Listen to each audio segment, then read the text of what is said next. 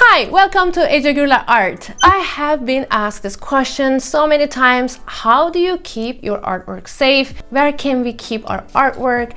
And what are your tips on that? And this video will be all about that. If you like my videos, don't forget to hit the subscribe button and like this video. First things first, what do we do with pastel paintings like these, or pastel drawings, let's say?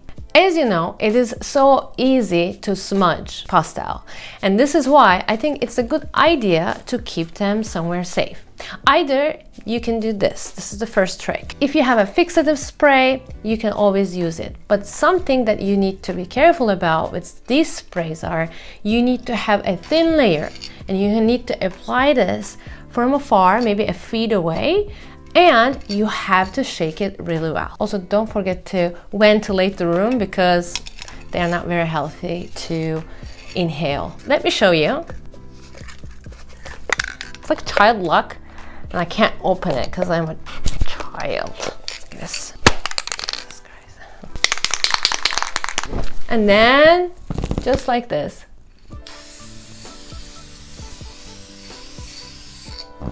One layer. When you look at it, there's no change in color, and see, nothing. I'm going to list all the products that I'm using today in the description part, so if you need to, go check that out. The second thing you can do with pastels is that, let's say you're keeping them in between your mat.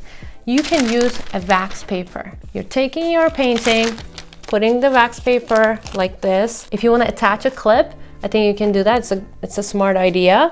And then you can take the mat and put this right in between and keep it just this way. For charcoal drawings, I do the exact same thing. If you're afraid that the fixative spray will change the color or texture of your drawing or painting, then the second option is to frame them. This is a very cheap frame. It's plastic, and this one is not glass. It's again very thin plastic, but it keeps your drawing safe. And the most fun part of it, you can actually hang it in your house. I keep a bag for my drawings and paintings like this.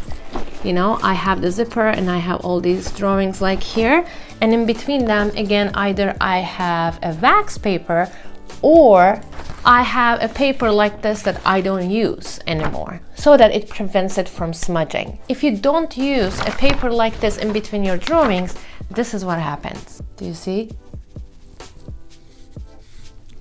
That's smudging. Not very good. And about this bag that you need to know, it needs to be hard, because otherwise your paper will bend together with your bag, and you don't want that. You want some sturdy bag to keep your artwork in. For your acrylic paintings, if you want to varnish them, you can, of course. There's liquid ones and there's spray ones. For the spray ones, I use this one, and again, the trick is to create one single thin layer, and you do that by spraying it from left to right, from top to bottom. And if you apply too much of varnish at one place, it's going to start dripping, and you don't want that. You can varnish your oil paintings too, but you don't have to. Honestly, I don't, and they still look great to me. And if you're going to varnish them, you need to keep in mind that you need to make sure that your painting is completely dry before you apply varnish.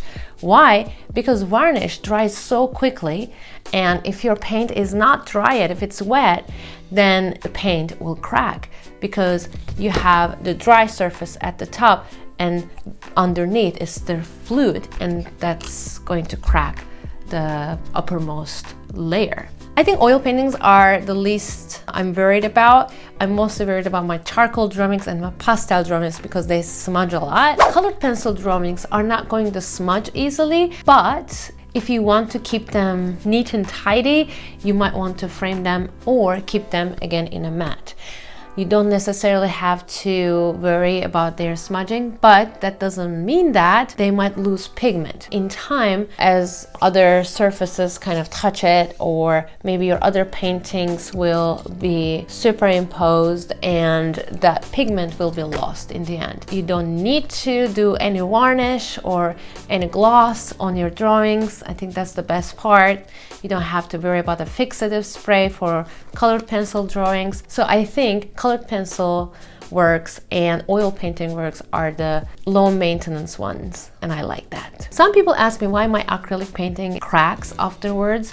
It could be because maybe you are using too much water instead of the pigment.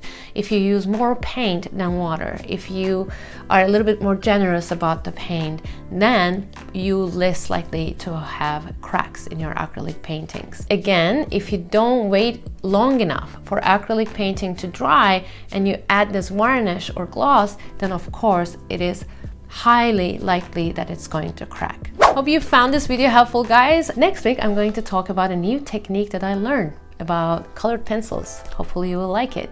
In the meantime, if you're interested in hearing about more tips, they are right here for you. I'll see you. Bye bye.